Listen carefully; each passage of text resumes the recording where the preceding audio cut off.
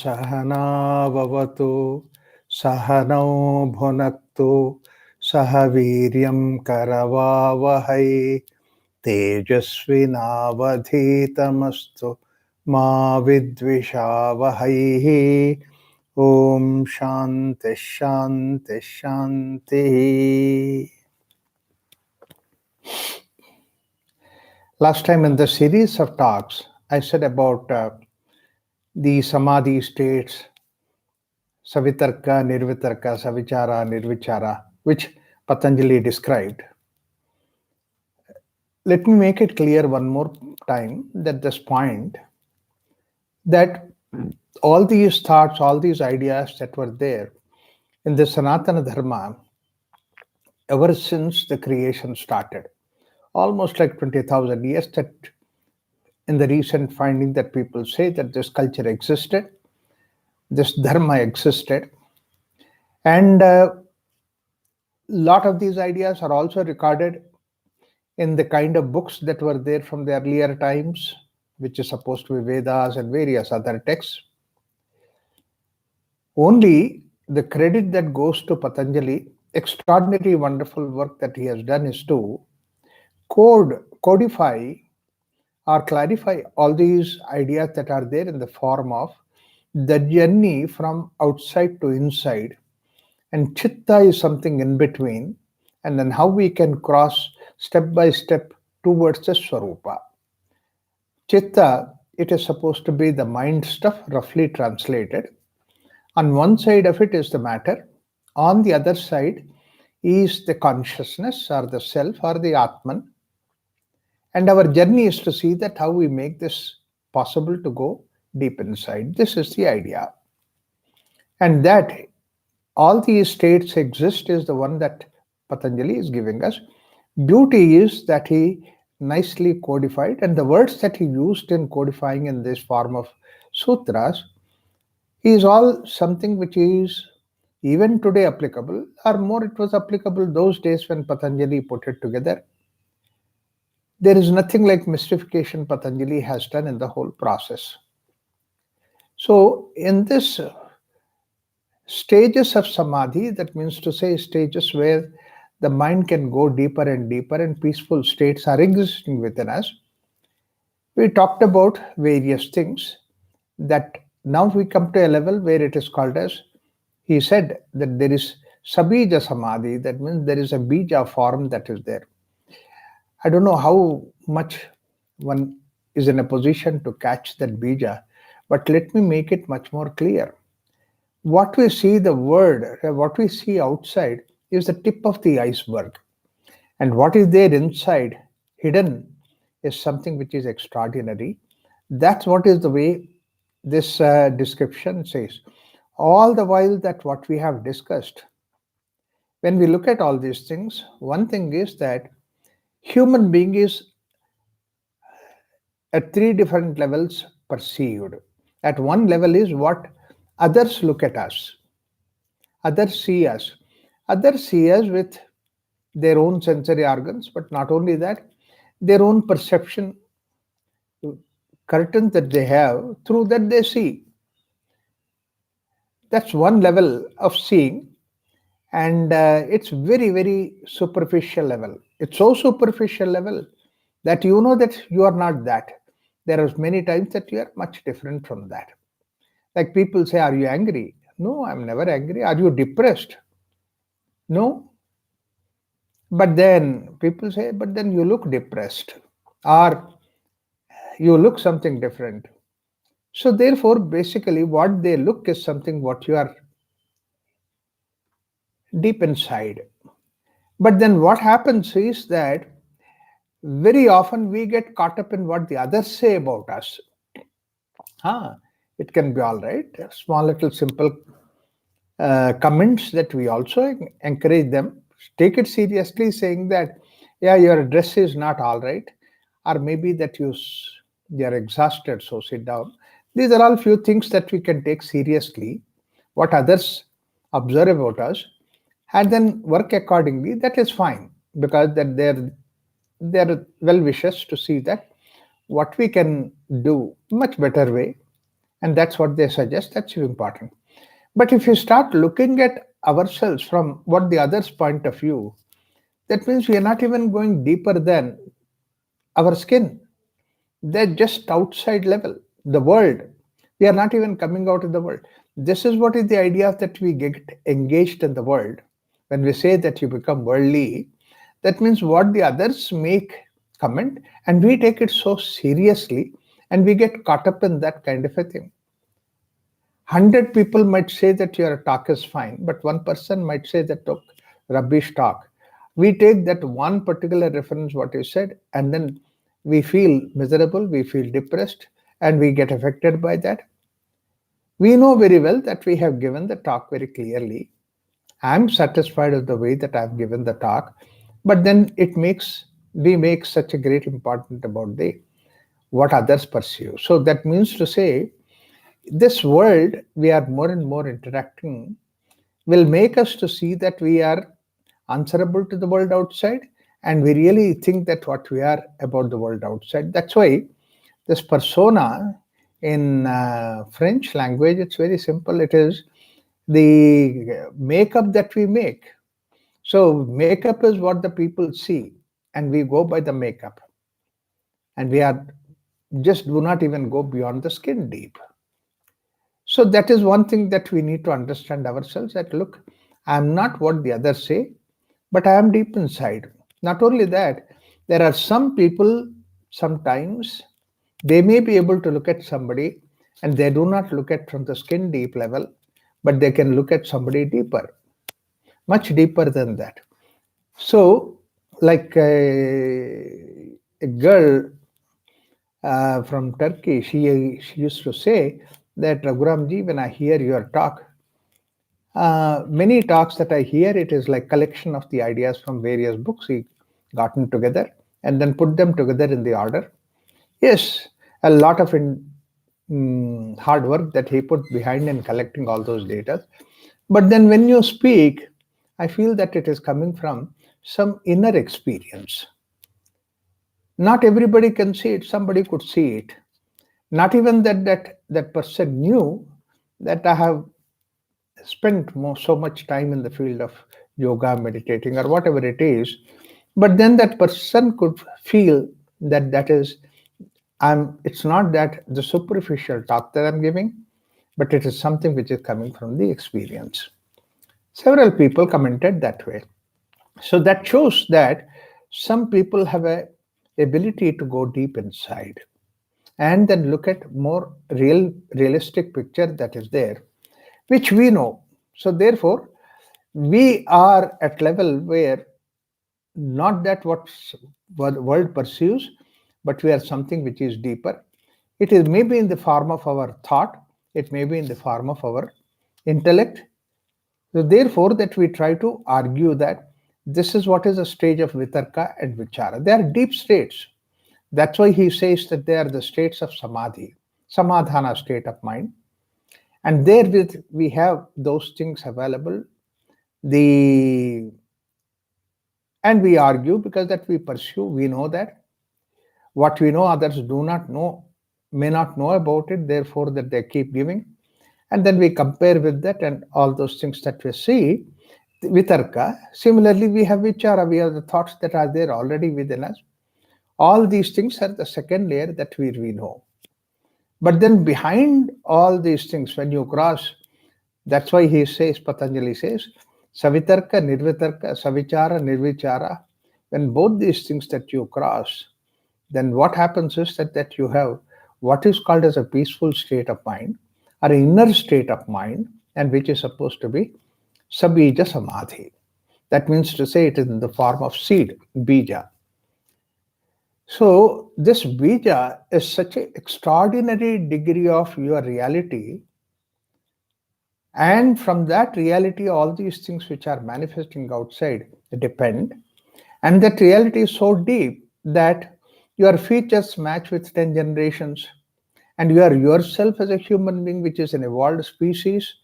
That means all these species evolution has taken place within you, according to Darwin or according to the philosophers, evolution philosophers talk about it.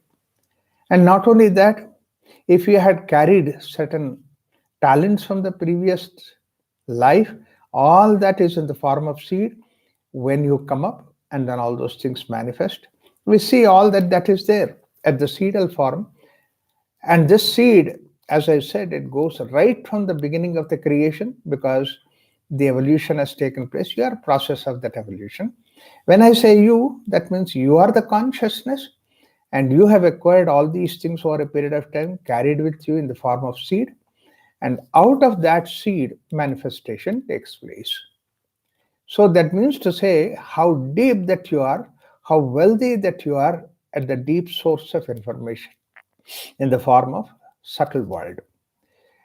This is what is Sukshma world. Seed world is a Sukshma world, like the way I explained last time that when you take a seed, the whole tree is there inside the seed. Not only the tree, all the fruits, all the flowers, and all the leaves, and everything that is there. Only thing is, it's waiting for the time to come to manifest. But otherwise, it is there in the seed. And many times, it may not even manifest, the seed will die. But then all those impressions are there inside the seed in the form of, it cannot be in the form of gross way, because gross means whatever that you amplify, use any equipment and all that, and then bring it to your sense perception, that's supposed to be gross. That means all these microscopes or electron microscopes, what not, all those things are trying to bring either magnified picture or bring a picture together. Telescope brings the pictures together, microscope magnifies the picture. But both these things are basically what is available at the gross world, and that's what we are able to perceive that. But then subtle world is that which he says that, like for example, you take a seed, and then however much that you amplify and all those things that you dissect the tree seed, you will not be able to see the tree, you will not be able to see the fruits and pick up all those things there. That means it's not just a small image, micro image or something like that, but it is a different language it is there, and that different language is supposed to be Sukshma. So Sukshma is something which cannot be amplified, which cannot be available for the equipment. And that's what is supposed to be the Sukshma world, Sukshma form. And in that Sukshma form, we have all these things that are written, like the way you look at the simple seed of a plant, huge tree, maybe a big mango tree or a big people tree. In that seed, it has the whole history of that people seed that's going to come. Everything is embedded. It means in one tree, what is the amount of information that is there in the seed?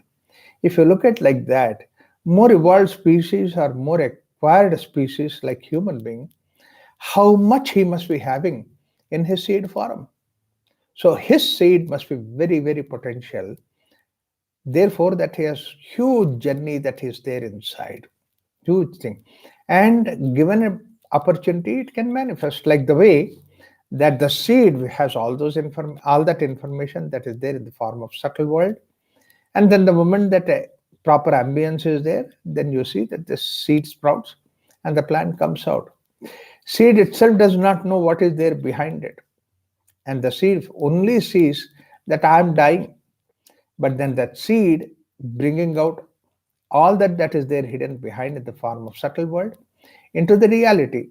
That's what is the way that the journey takes place. From subtle world, it comes to the gross world. From Sukshma, it becomes Sthula. Everything in this creation is like that. There is a Sukshma background, and then it brings about Sthula.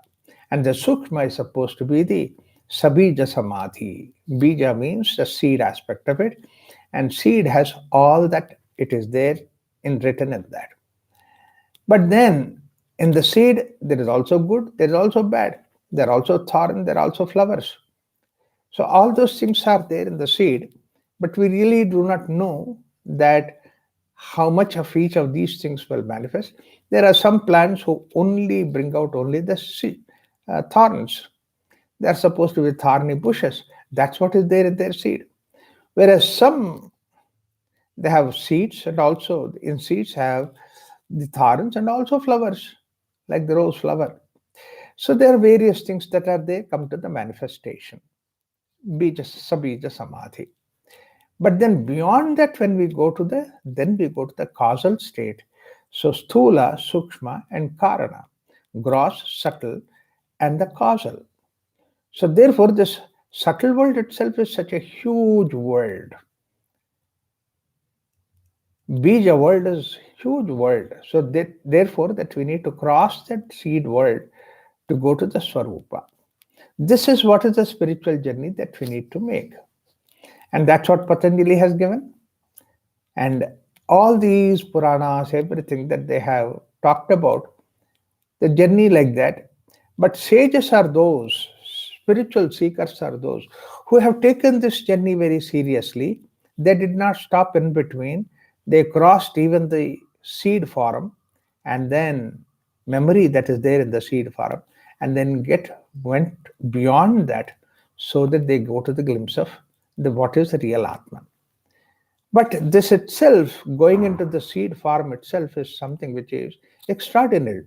And if you have a glimpse of something at the seed form, wow, which many do not perceive that, but then you are able to perceive that. And sometimes it may be possible that you accidentally you might perceive this particular thing, what is there in the seed form, you might perceive, but then it is accidentally, and maybe that the experience may be in such a fraction of a second. It may not be much. And that beautiful experience that people many times have it when they go to real good sleep, nice, wonderful sleep, and that sleep they go to that quiet state of mind. They cross this, the intellect and also the thought form, nirbija and savichara, nirvichara, savitarka, nirvitarka, that they cross beyond that. And then they go to that quiet state. And they may be in the seed form, somewhere that they were in relation with that seed form, and suddenly they wake up.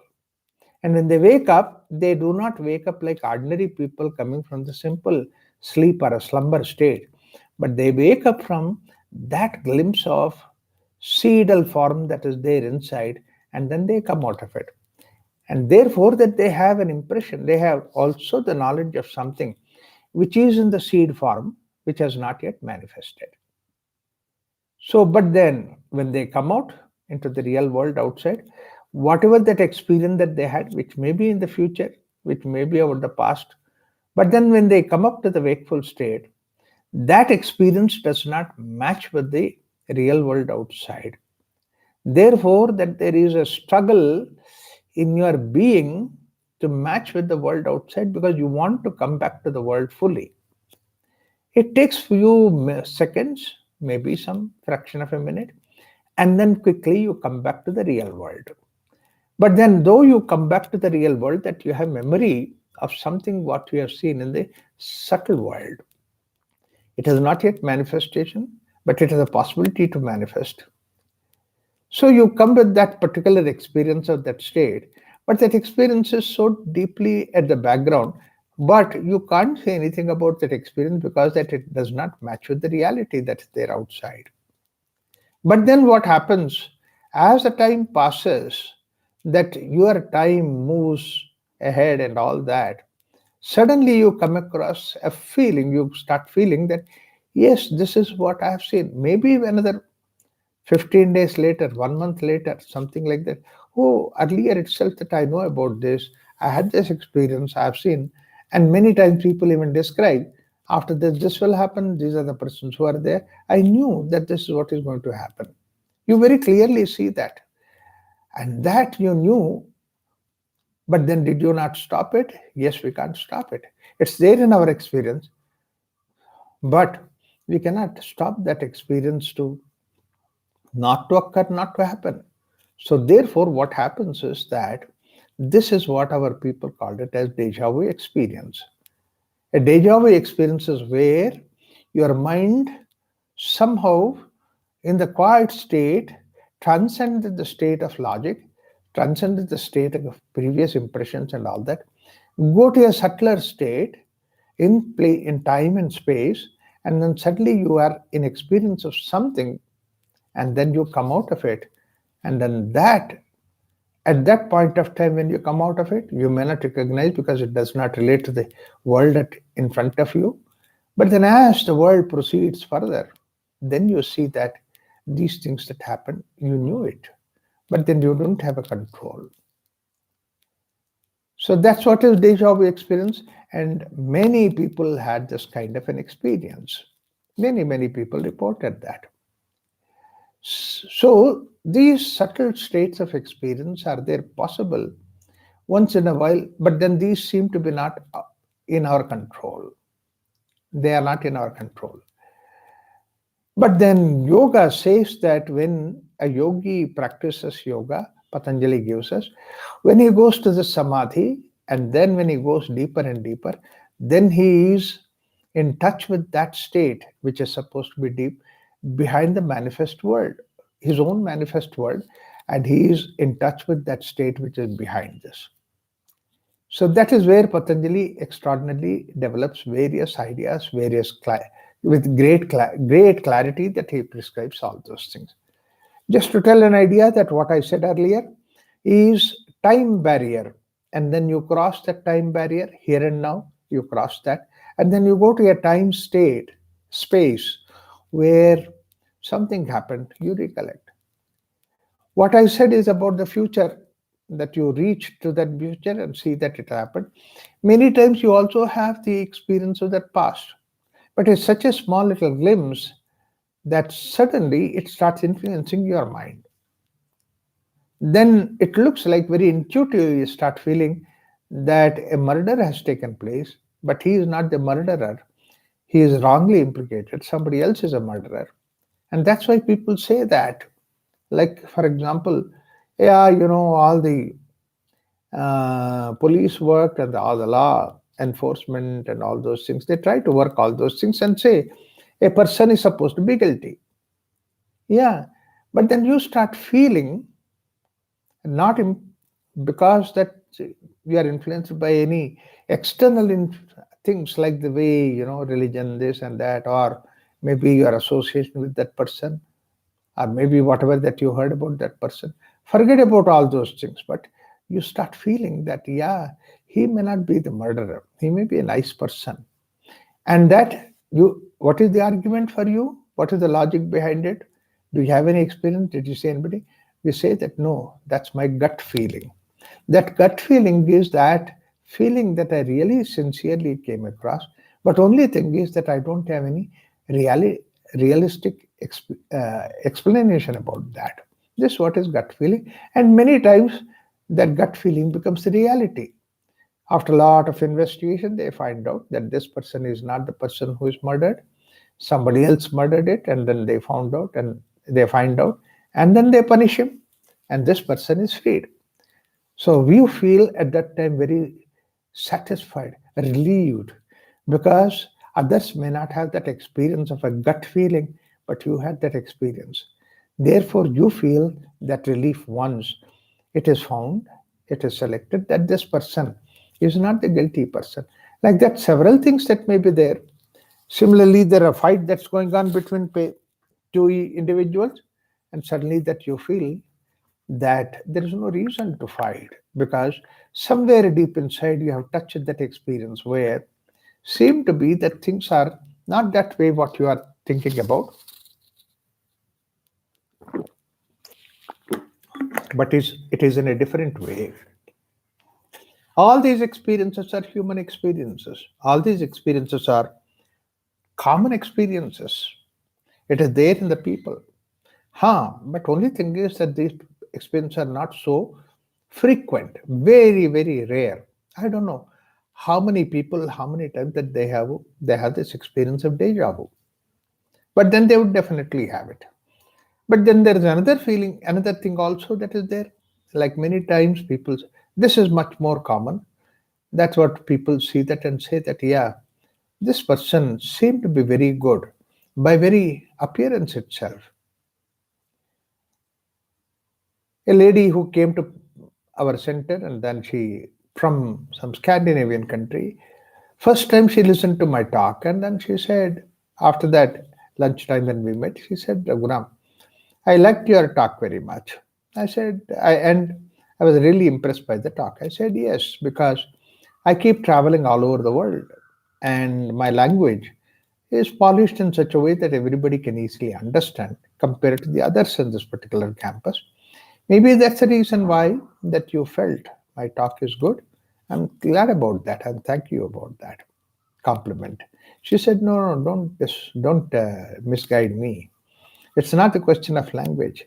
But when you speak, behind the words that I could feel the experience that you had. It is coming from that experience. So there some people have this kind of a inner perception into that. So that means to say that there is a level where the mind goes into the or chitta, the whole mind stuff goes into the level where it touches with the unmanifest, and from there it comes out. It comes out into reality.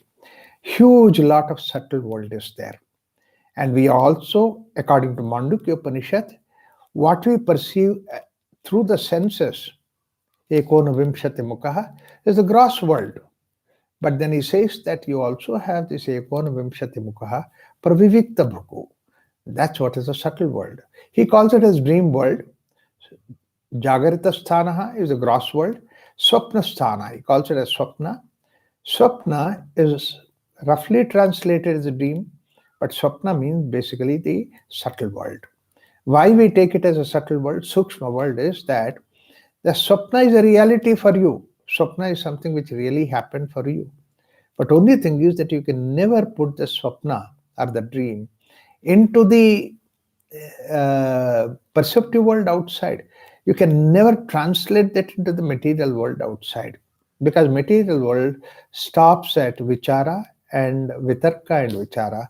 Beyond that, material world does not go, and all that what you have is a subtle world. So this is what is the way that in the dream world everything is real, what we see, what we perceive, but at the same time that it is something which is not translated into the, cannot be translated into the world which can be perceived by the senses. The moment you can translate them into a level where that you perceive the into the senses, that means it's no more a subtle world. It's a deep insight. And now this is very important thing, that Sabija Samadhi is your own. It's absolutely your own. Same way, the dream is absolutely your own. It's totally your own. Because it's your dream, and we all dream. It does not belong to anybody else. And you cannot make others to believe your dream. Your subtle world experiences is your own. Its manifestation in the world outside when it comes, yes, gross level it manifests, then people will approach. But before that, it's your own world. Like you see, you are in the forest in the dream, and a tiger chases you in the dream, and you run for the dream safety. All that happens for you. And you make others say, come on, believe that I have this. There's no reason why that they have to believe. Similarly, that we have a beautiful capacity to imagine and create a whole world of this dream, whole world of subtlety. And in this subtle world, we created various kind of artifacts, various kind of images, and all those things we work with them.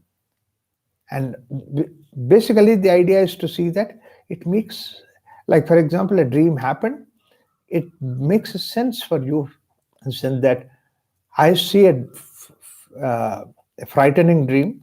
That means I have fear in my mind. Therefore, it manifests in the form of a dream.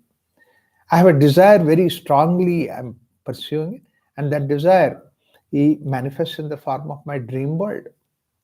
Similarly, that I have a fear very strongly catching hold of me, and that I give a vent to that fear in my dream world. It has nothing to do with the reality. I know one professor, an extraordinary brilliant person, and he teaches a subject that he was so fond of. But then he said one day, declared, he shared with me one day, in his college days, one day that he absolutely found, he was so confident about the subject that he was So extraordinary about that. So he wailed away all his time playing various things and all that. Suddenly, just about an hour before the exam, uh, morning is supposed to go to exam. Few hours before the sleep, he woke up, but then without getting up, he just continued to be in the sleep, saying that anyway, the subject is my close subject, so there is no reason why I have to uh, get worried, get up, and all those things. He continued to sleep.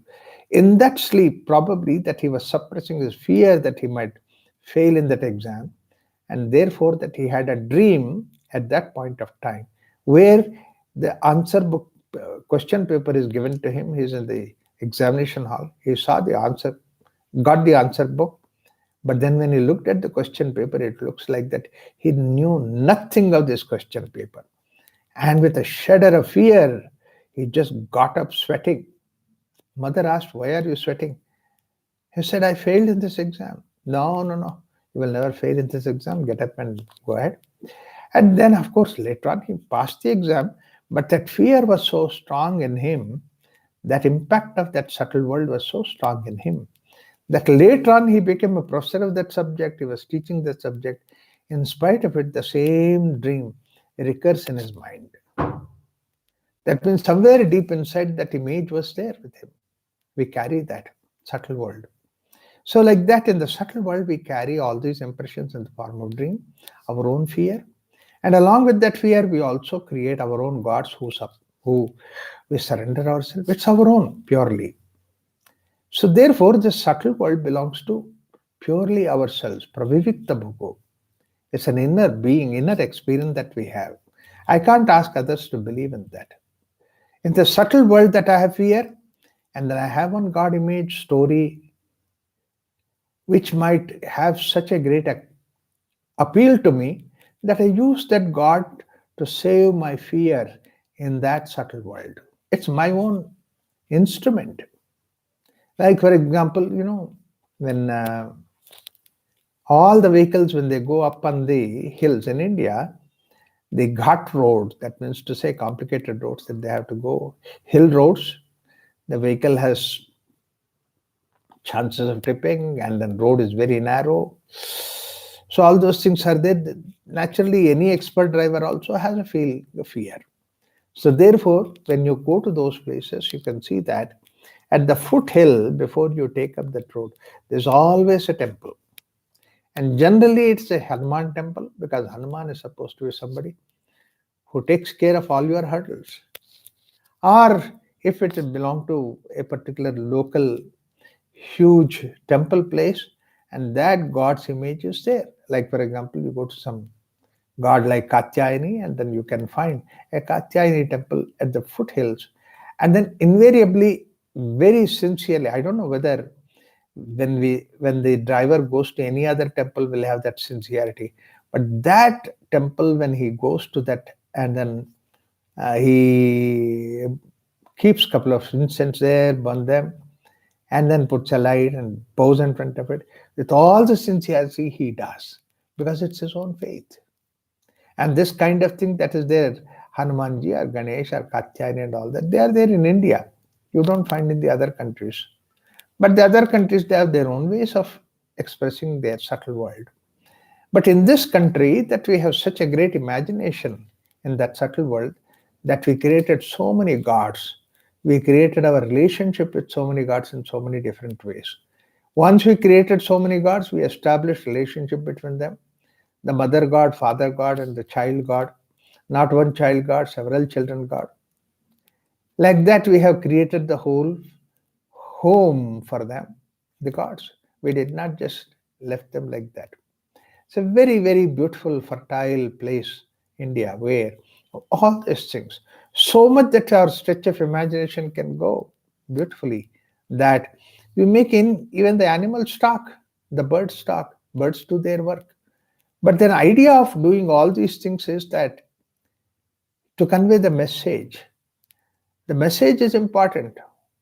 If the others, whether they believe in the story or not, whether they believe in this idea as a reality or not, which the person who tells also is not real, but then the message is something which is very real. There's one very beautiful, powerful story in this Karnataka, which I'm sure that more than 100 years, but then it is still so real even till today. It has got that great ability to convince people.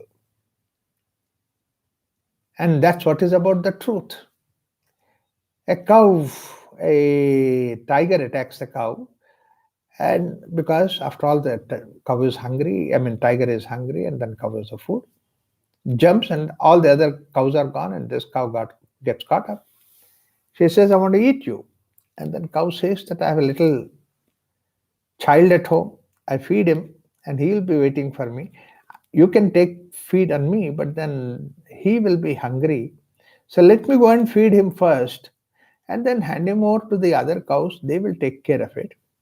They will give them the feed and all that. And I will come back to you promptly.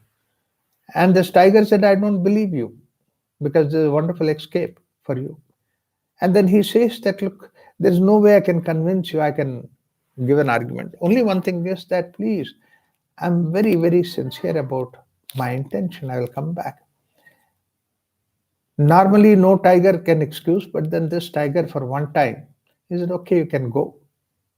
And then this cow went running to the calf, and then all the other cows were also looking panicked because that this cow, she did not come along with them. But then she came running to the child, feeds the child, and tells the child, also called adult cows in front, and then says that, please, you take care of this child. And says that I am going back to the forest because the tiger is waiting for me. He is hungry. And I'm supposed to feed the tiger. I promised him that I will come back. I can go back on that promise.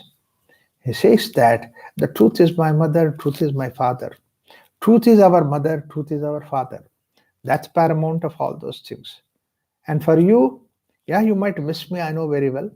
But then there are others are there who are all there to take care of you. If I'm not there, there's so many mothers for you, so many fathers for you. They all take care of it. All that she said and then went back. The tiger never expected the cow will come back. But then she saw the cow coming. And then he was really, really taken aback. He said, in my lifetime, I never thought that somebody can stand for the truth so much. And then he jumped down from the hill and gave up his life. He says that, how can I eat you? Rather than that, I would give up my life. You stand for the particular value of life. See, cows never talk. Animals do not talk. But then the story is such a great appeal. From the child to the adult, they like to load. From movies to the idea of a shadow play or the puppet show, this story has become very popular. So we can create all that kind of things in our culture. So therefore, we have all these gods and goddesses, everything that is there. And then we go through this experience of all those things. If you are so intensely in your mind, you take one thought, the thought of compassion, thought of this and that, and then go deep inside. You have an experience of really meeting with them, seeing them, because they are the feelings. They manifest that whatever the quality that you're looking at. It's not that what you see is important, but finally, after seeing all those things, what is the way that you manifest in the world outside? What you work with the world outside is the reality, what you have in experiences of your own. Whether it is dream, whether it is God, or whether it is some extraordinary experiences that you have. Some people have a fancy of experiencing these things, that is, in the subtle world. That's about the various wonderful colors around somebody, radiating that. The colors indicate certain qualities. You can identify, anger. The color itself is supposed to be red. And then fears is supposed to be yellow. Whereas blue is supposed to be cool. So these are the colors that give us the feeling. And they are also in the nature. That's a blue sky. When you look at that, it's like a sky which has got no limit. In fact, blueness is the idea of depth. Why the sky appears blue?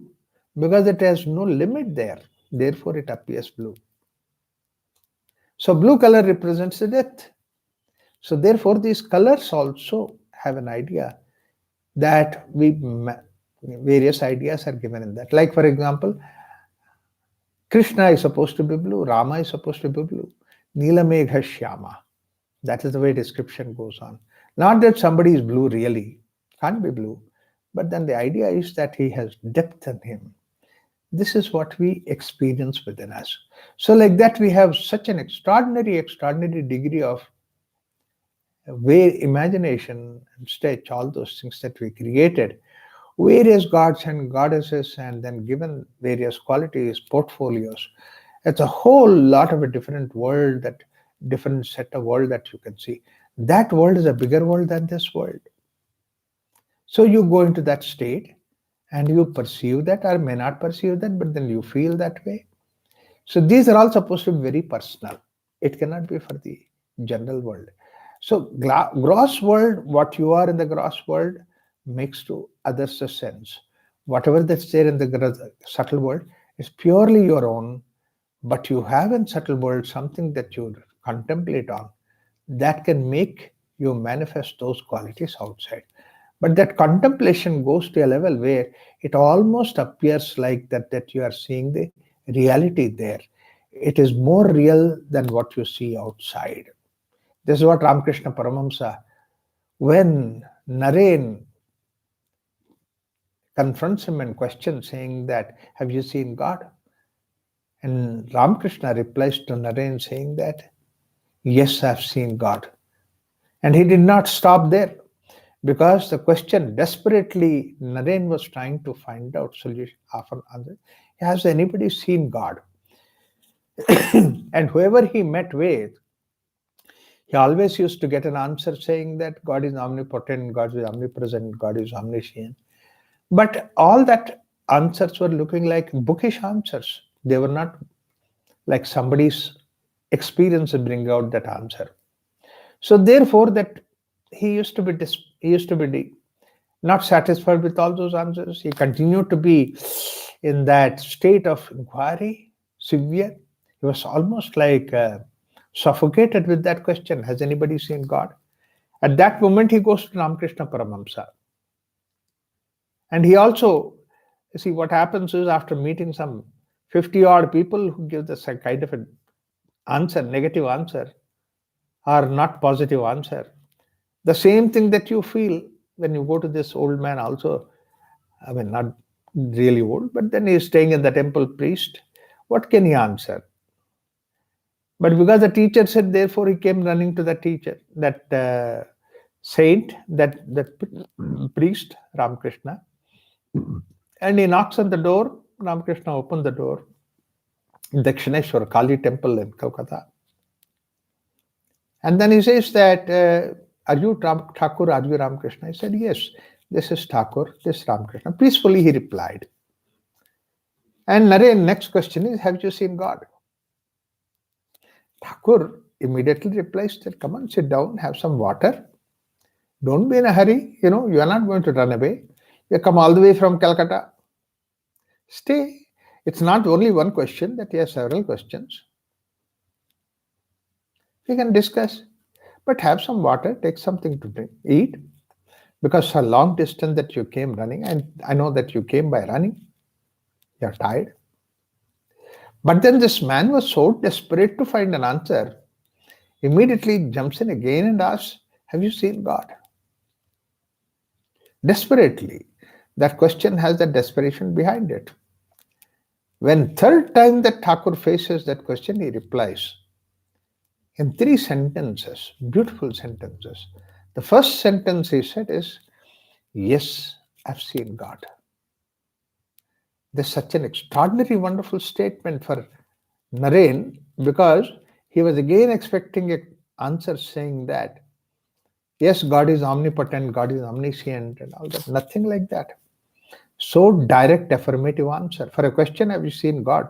You can't find more direct answer than that. Yes, I've seen God. Very assuring. But then that's a complete sentence, that's a complete answer. After that, actually, Naren can get up and go away from there because he got an answer. But then Thakur did not stop there, Ramakrishna did not stop there. He goes one step ahead. That's the beauty of it.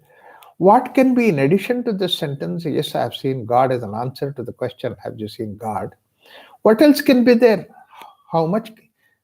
And without meaning, without any uh, extra, but you are adding one more sentence. What can be that? And it's a valuable sentence. What is that? He did not stop at that first sentence. He said, replied to Naren's question, saying that, yes, I've seen God. I've seen God, which is more real than I see you now. That means for me, that seeing God is more real. It's for me very real. And my experience of that is so much more because that experience is so profound, it can really change the life. The subtle world experience is so profound that it can even change the world outside, influence the world outside. That's why all these things are there to see that you are bringing that experience into the world outside. So the experience is more real than the world outside. Wow, you didn't even ask that question. But why is that important? Because after Ramakrishna says to Naren that, yes, I have seen God, and then, okay, your question is answered, now you go ahead.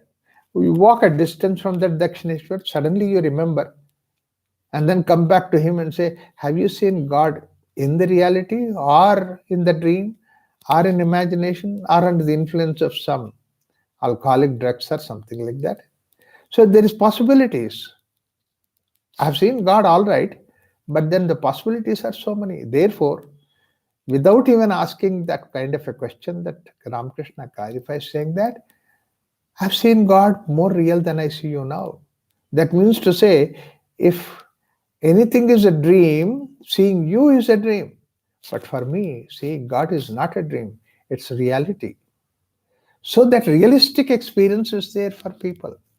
A lot of people go through that experience of being with the God or seeing the God or something like that. It's wonderful. But then Thakur did not stop there. In fact, this is what is already something we are given much more than what you asked for. And this itself was something which you cannot even imagine unless until person like Ramakrishna who went through the experience, he could give that. That's the most important. That itself shows that it is coming from not from the books, but from his own experience. But then he gives the third one sentence. I mean, no stretch of imagination can make you feel that what can be the third sentence. But then when you hear that sentence, you can see the beauty of that sentence, the greatness of Ramakrishna Paramahamsa and Vivekananda connection. Thakur answers, yes, I have seen God. God is more real than I see you now. That means you are a dream. And then the third sentence, I can show you God. Oh, everybody else, they were driving away this boy because he's coming with that question. But here is a man who says that, come with me, I'll show you God. He did not even expect that. No stretch of mind could have given him this idea that, yes, somebody will answer him like that. I can show you God right now. Come on. And after saying that, Thakur holds his hand, walks him towards the Kali temple in Dakshineshwar. When they were walking together like that, 4-5 steps he walks along with Thakur. At that point of time, Naren was walking in a very mechanical way, that he was just robotic. He was just walking. After walking 3-4 steps, we don't know what he felt. Slowly he released the grip of Thakur and said, Thakur, I'm directly coming from home. I have to go back home. I'll come again. I'll definitely come back. To convince that Thakur that he is not now prepared for seeing that God. See, you want to see God, but still you are afraid of seeing God. Bhibyate hridaya grandhi, bhibyate yogino Tasmat abhaye bhayadarshinaha. It's a very beautiful statement from the Upanishad. What is supposed to be abhaya, we are afraid of seeing that. What's supposed to be our own seedal form, we are afraid to see that. We don't want to get into that. Abhaye bhayadarshinaha. In abhaya, that you start seeing the bhaya. In God, you see the fear. So Thakur, when immediately releases Naren and says, okay, you can go back home. I mean, I didn't ask you to come. You came here. Any day you can come. Tomorrow you can come or some other day. I'll be waiting for you. What a beautiful answer that Thakur says. So this experience of subtlety, subtle world, Sukshma world, will be there. What Thakur has, many people have it. In fact, not only that, this subtle world experience, that's what is the idea called as the experience which is beyond savitarka nirvitarka, savichar nirvichara. Then you go to what is called as sabija samadhi.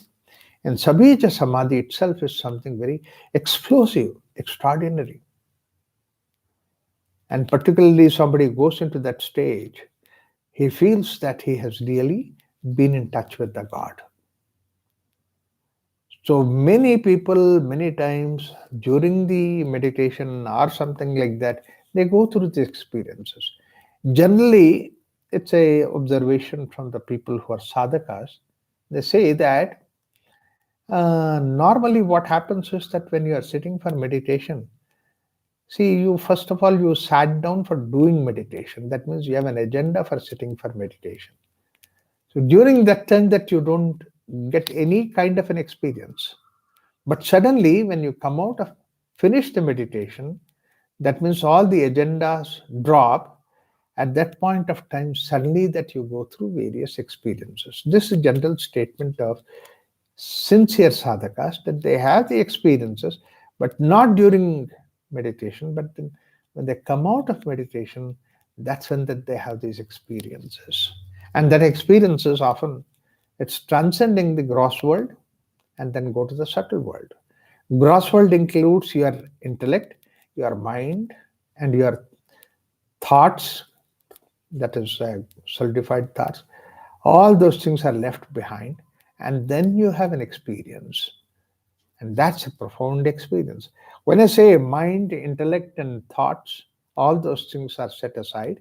That means to say that experience does not belong to this gross sensory organ. It's a subtle sensory organ. So we have reached that state. Many people that they try to mimic that, unfortunately, simple things like, for example, somebody, artistic way of presenting somebody has a brilliant spiritual personality. They generally paint a aura around them. Like if you see the pictures of Buddha, Gautam Buddha was an ordinary kind of a person. Yes, he went through that experience of inner peace, quietude. Beyond the level of sabija, it goes to that nirbija state. All that experience is there. That is historically that we know that. But then, how the scientist, how the painter, how the artist present that? Only the way artist can present is that he nicely makes Buddha's picture, a young person, 20, 24 years kind of a thing. And then around his head, they provide that aura, different colors. That's a pure representation to feel that here is a person who has that kind of a experience, that aura. Now, some people put, you see, when Buddha, then when we put the blue aura, Krishna comes, we want to recognize Krishna is a greater person than Buddha. Therefore, Krishna will have a golden aura. So, like that, these are all artistic impressions, and then people's experience is also there. But then it is purely personal, it is not for anybody else. Keep it with you. Very important to see that we don't make much of these things. Many times when we sit for meditation, people come to me at the end of it, they say, Raghuramji, You're a great person. I said, why? Suddenly you realize. He said, while you are teaching meditation, sitting for meditation, I could see the golden aura around your head. I said, has anybody else seen? Nobody has seen, only I have seen it. So there are two important points that only thing is that first point is that you are really very great. That's why golden aura that you have. Second thing is I'm also not bad. I'm also somewhat spiritual person. Therefore, I could see the aura, not others. Seeing an aura, whether you saw it or not, it's up to you. But then it's only personal. And what does it make to you? That means you have any experience. Has it been translated to the real life to see that, yes, I should follow the values, I should follow the ideas in my life? This way, if it can bring about, that means that it's a nice, wonderful experience. But on the other hand, generally you might have seen aura, but in the process that you make yourself to be an agent for that person and then start abusing the whole individual and institution and all that, then it is bad. It's bad. Personal experience. Like for the same way that about the guru. I feel somebody is really, really knowledgeable and then clarify my doubt. I feel assured in my intellect level by seeing him, by looking at him. Then we say that he is a guru. Guru is very personal relationship. It's not a universal relationship, it's a personal relationship. So therefore, that these experiences, which are supposed to be very, very personal experiences, sometimes they are the personal experiences which are not very real, but then you imagine all those things. But certain times it can be so deeply real, though it is imagination, but it is so much of your personality there, invested there, that it becomes like a real experience of yours. So these are the states that are there from the gross to subtle. Bija, Sabija level that is there. Now what happens is that unfortunately, that assuming that several people have that experience of samadhi, much deeper than that is the states of samadhi, which is described in the beyond the in the sabija level. Those experiences that are there, they feel that that's what is the spirituality, and they try to preach that, and not only try to preach, but then their whole body chemistry, the external world interaction has not changed, not even a bit. You are not more anymore compassionate. You are not anymore considerate for the people. You are not anymore having that openness to accept anything in this world. So these things are not there. Don't look at what experiences Ramakrishna has gone through, but look at what innocent way Ramakrishna behaves in this world. So therefore, that what manifests in the world outside is what is the true self, and that's what you are within. So let me make it very clear that we take just a reference about the world outside for yourself, but look at yourself, turn inwards. Such a wonderful information. The world outside looks at whatever that is there at surface level. It's only requirement is at the surface level. But what you are level is much deeper than that. You know what you are. Mullah Nasruddin drank and came back home. While coming home, because he drank, he tripped down, fell down. His head hit as a curb and then had a cut. But somehow he managed to reach home. Went inside, and then before going to the bed, he went to the toilet, bathroom, saw the cut, immediately pulled out the drawers and then took out the band-aid, put it on the cut, applied onto the cut, and then quietly slipped into the bed. After about a couple of hours, he woke up with a thundering sound, and then the bed sheet was pulled from his bed cover was pulled in, and the shouting wife He said, caught hold of his collar, dragged him to the bathroom. By that time, his inebriation has come down. He's fully aware.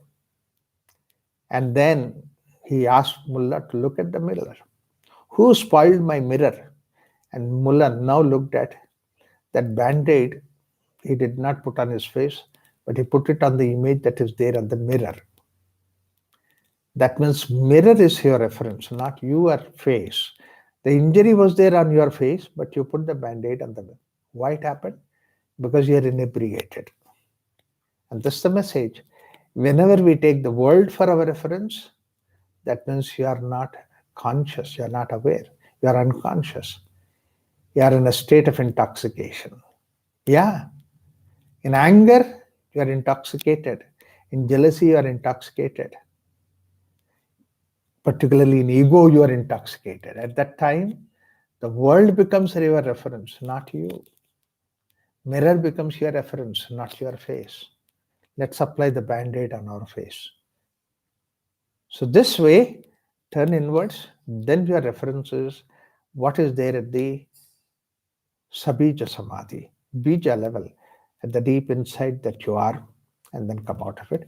Let's continue this discussion to see that how interestingly that this takes a turn towards people who have this kind of an inner experience and what is the way that they manifest their experience in the world outside.